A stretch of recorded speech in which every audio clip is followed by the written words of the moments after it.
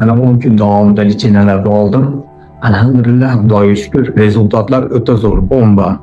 Assalomu alaykum, men Qirg'iziston Amroba Jaloloboddan ismim Botir Shuhrat. Mana 10 kun litsenziyalarni oldim. Xudo xolosa, Xudoga shukr, mana birinchi kelganimda shu yo'llarda, bo'yinlarimda, yelkalarimda ish borasida og'riq qattiq edi. Mana alhamdulillah shu Behzod Botir litsenziyalarni oldim. Xudoga shukr, hozir og'riqlar yo'q mana.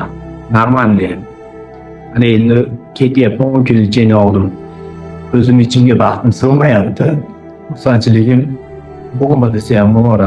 Behzod Botirovga kattakon rahmat. Bu yerda Alloh yo'q ekan. Birinchi kelganimda men samimiy bor edi. Chunki og'riqlar kuchli, ko'p joylarda yotgan edim, davolangan edim, rezultat bo'lmadi. Shu yerga kelganda ham samimiy bilan keldim. Bu 10 kun ichida mana alhamdulillah hozir hech qayerda og'riqlarim qolmadi. Bo'ynimda ishlar bor edi, bo'yinlarimda og'riqlar bor edi. Og'riqlar bosildi. Bugun oxirgi litseniyamni oldim. Xudoga shukr, og'riqlar yo'q. Samachozga o'ta zo'r. Behzod Botirovga kattakon rahmat.